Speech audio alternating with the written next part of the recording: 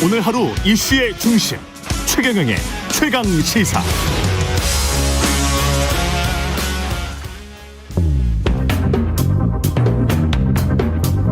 최강 시사 조응천의 좋은 정치.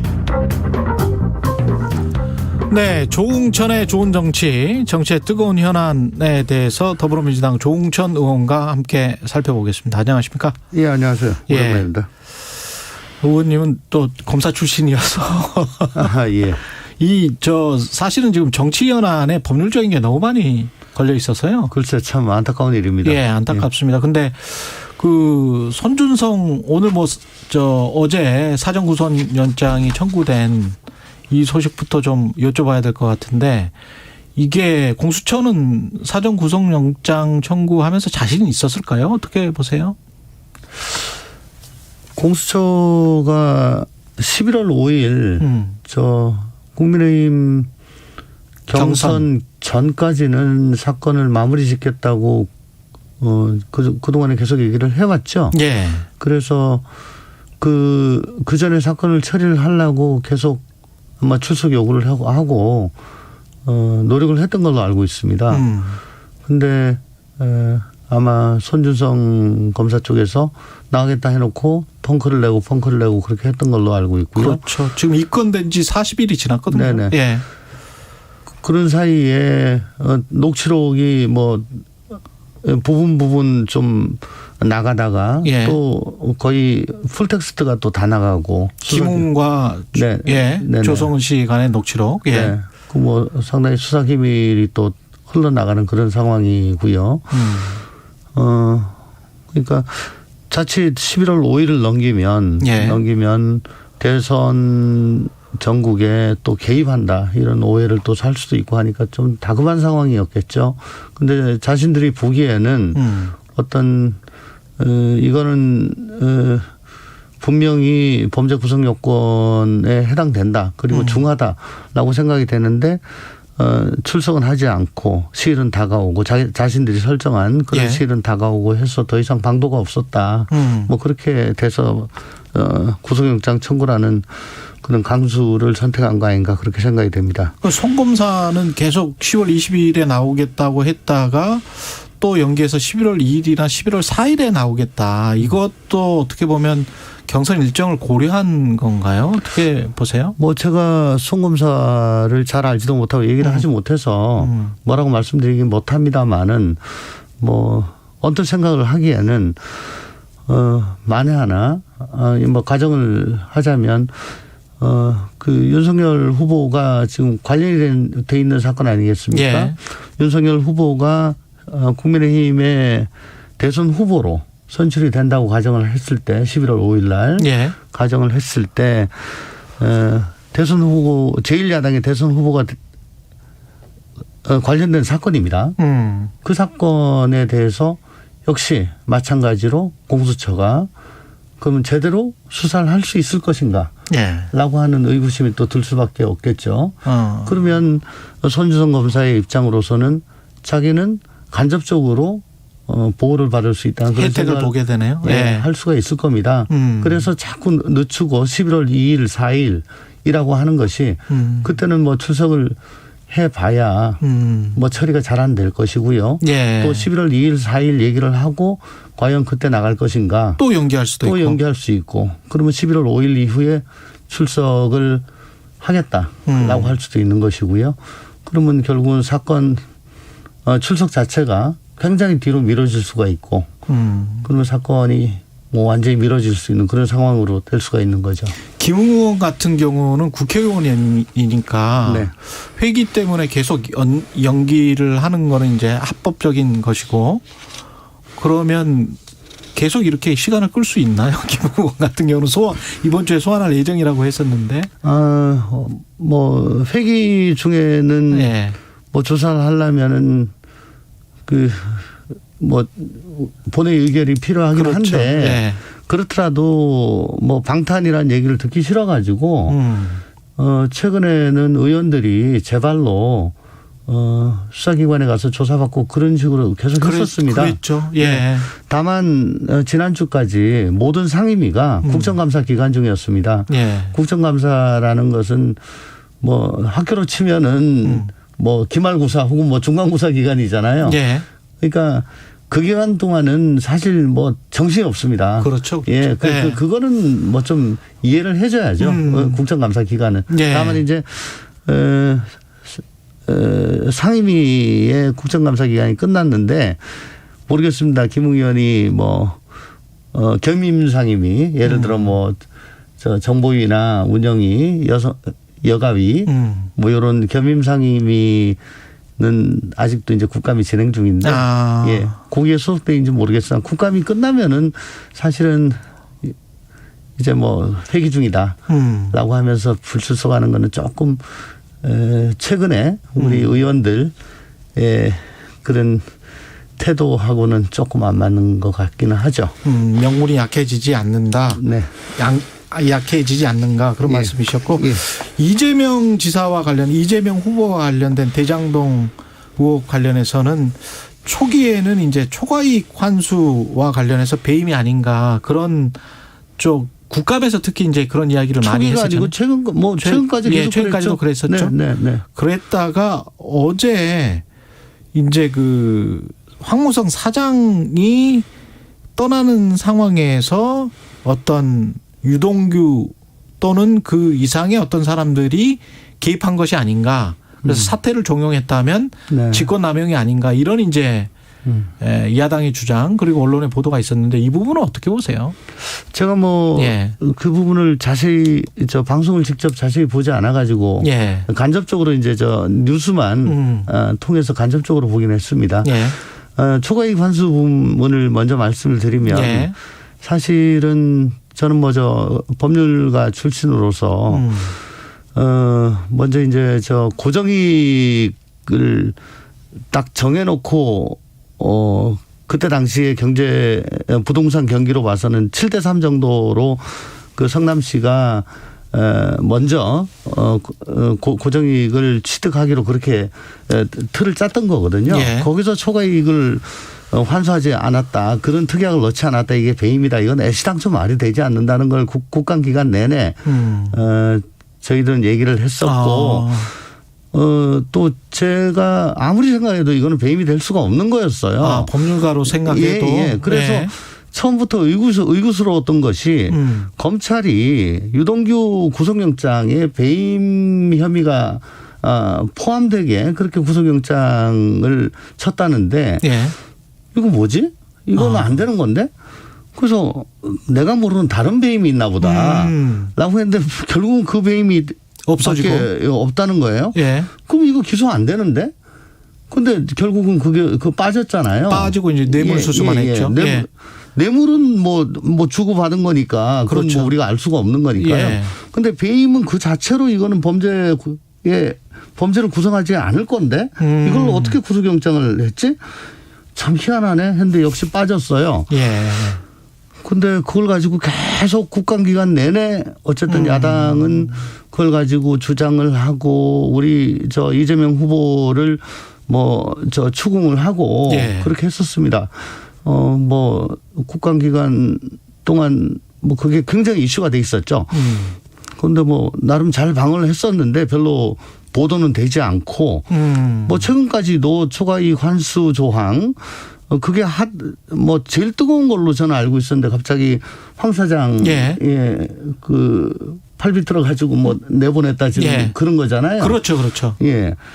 글쎄 그건 뭐 그렇게까지 신경을 안 쓰고 있던 부분인데 모르겠습니다. 그거는 경영상의 판단에 의해 가지고 뭐 더 저분하고 같이 갈 수 없다. 뭐 가기에 좀 곤란하다. 이런 판단이 있으면은 그거는 뭐 좀 나가 주십시오라고 할 수도 있는 건 아닌가 그런 생각이 드는데 그거는 이제 그때 당시에 상황이 어땠던가 뭐 봐야 되겠군요. 좀 들여다봐야 될 부분이 좀 많은 것 같은데 변수가 대단히 많은 부분인 것 같습니다. 경영 실적이랄지 또 감사실에 뭐 어떤 일이 있었다 이런 이야기도 그건 뭐 어느 일방의 얘기만 들어가지고 될 게 아니고요.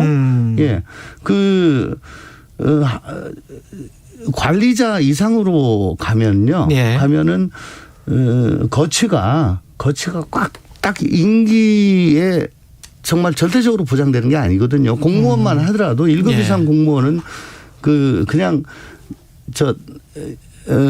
집으로 가라 그러면 그냥 집으로 가는 거거든요. 정부직 공무원이나. 1급 이상도 그렇더라고요. 저도 네. 그 주변에 친척이 그런 분이 있어서. 네, 1급 이상은 예. 집에 가라 그러면 예. 그냥 집에 가는 겁니다. 거의 뭐 이사 같은 그런 거더만요. 그러니까 예. 모든 조직의 최고위층은 예.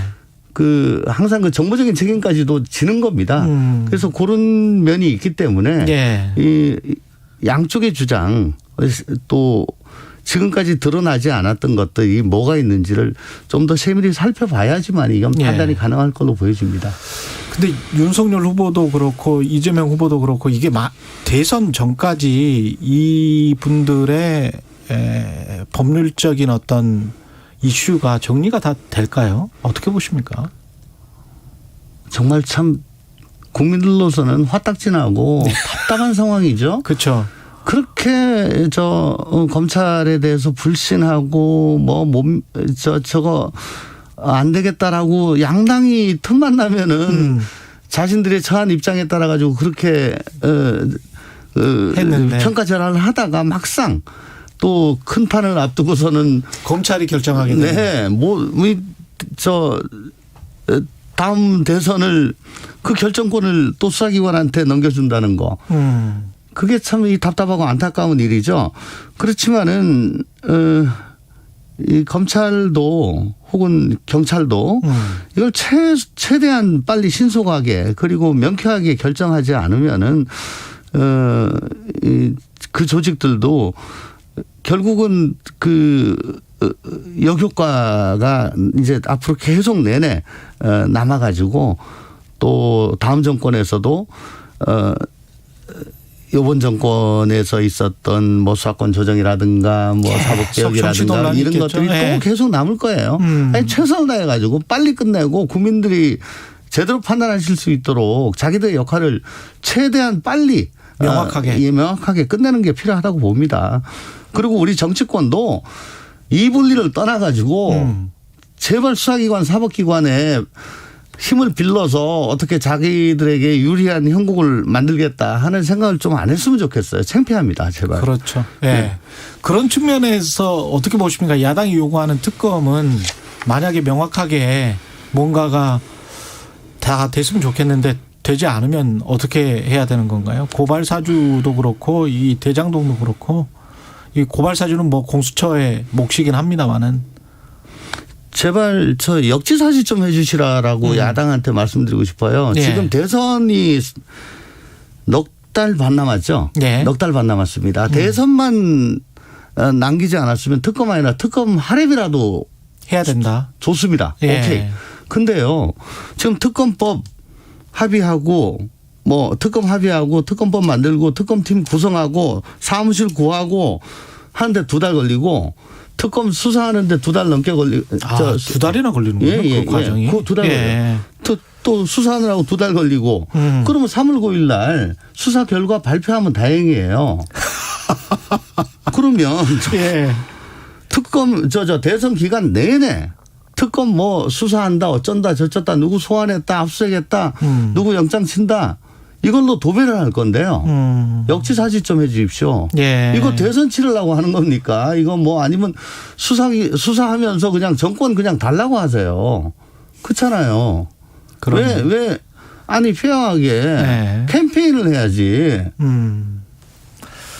선거 전을 해야지. 네. 네. 수사기관 힘 빌려가지고 팔비 틀어서 정권을 달라고 하십시오. 그러면 이 말이 아이고 특검이 무슨 뭐 토르의 망치나 되는 것처럼 그렇게 생각을 하시는 것 같은데 특검이란 것이 제가 특검은요.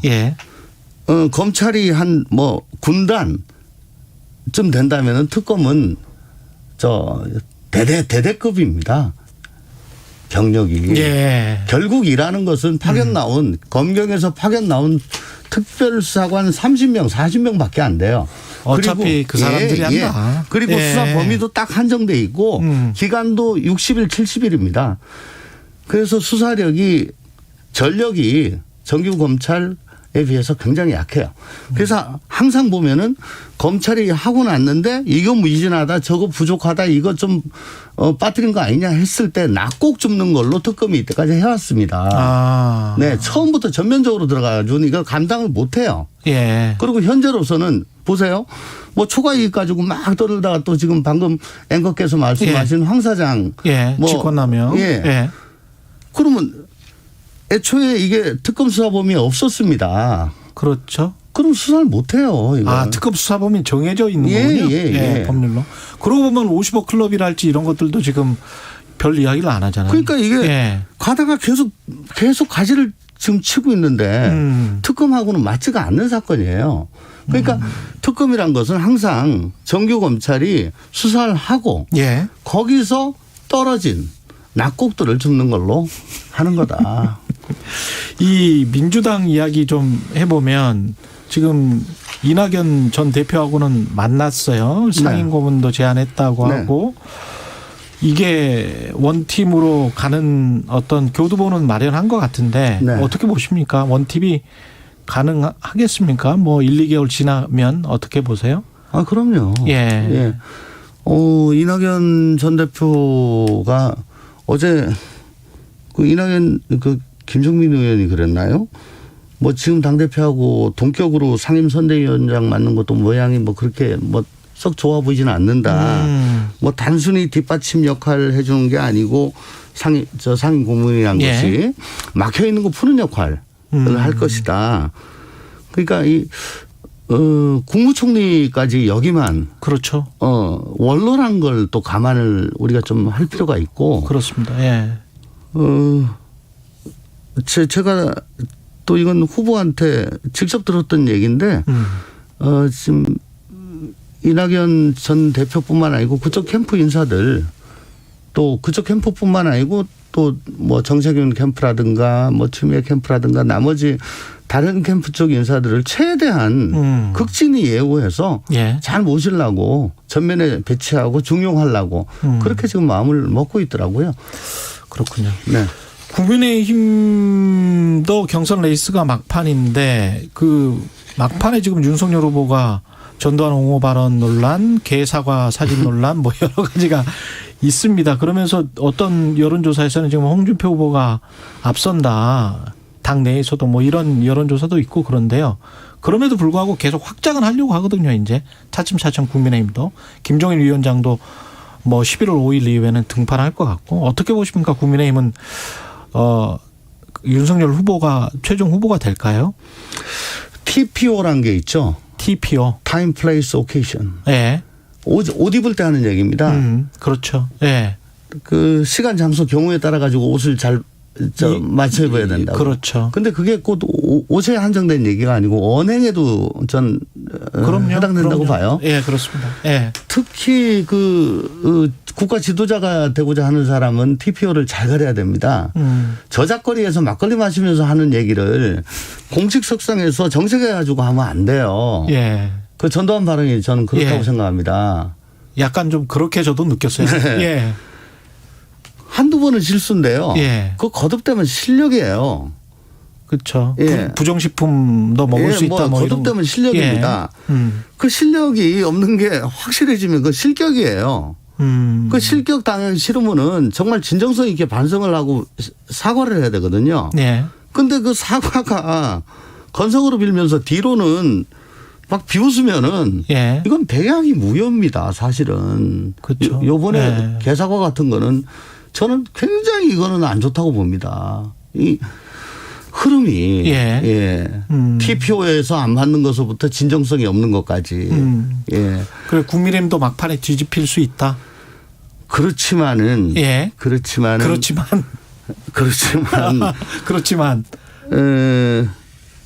당심이 이번에 5대5지 않습니까? 그렇죠. 5대5죠. 3차 경선에서는 예. 워낙에 당심이 윤석열 후보 쪽으로 좀 가 있는 것 같고 또 홍준표 후보가 경선 초반에는 단기 필마로 저번 2017년 때와는 달리 굉장히 좀 참신하게 프레시하게 그렇게 선거운동을 좀 하다가 예. 후반으로 오면 올수록 좀 조직선거, 세를 규합하고 예. 또 옛날과 같은 과거와 같은 막말 같은 예. 그런 것들이 다시 좀 나오고 있는 나오죠. 것 같아요. 예. 그러니까 다시 과거로 회귀하고 있는 것 같아요. 그래서 조금 정체되는 거 아닌가 혹은 밑으로 조금 빠지는 거 아닌가. 근데 윤석열 후보는 그 실수가 벌써 감안돼 있어서 그 박스권으로 있는 것 같고 예. 그러면 윤석열 후보는 그대로 있는데 플러스 당심이 더 반영이 되고 홍준표 후보는 조금 빠지는 것 같은데 불리한 쪽이 더 많이 반영이 되니까 예. 윤석열 후보가 결국은 더 유리할 거 아닌가. 예. 저는 뭐 개인적으로 그렇게 봅니다. 알겠습니다. 여기까지 하겠습니다. 네, 예, 네. 오늘 말씀 감사하고요. 더불어민주당 조홍천 의원이었습니다. 고맙습니다. 감사합니다. 공정, 공익, 그리고 균형. 한 발짝 더 들어간다. 세상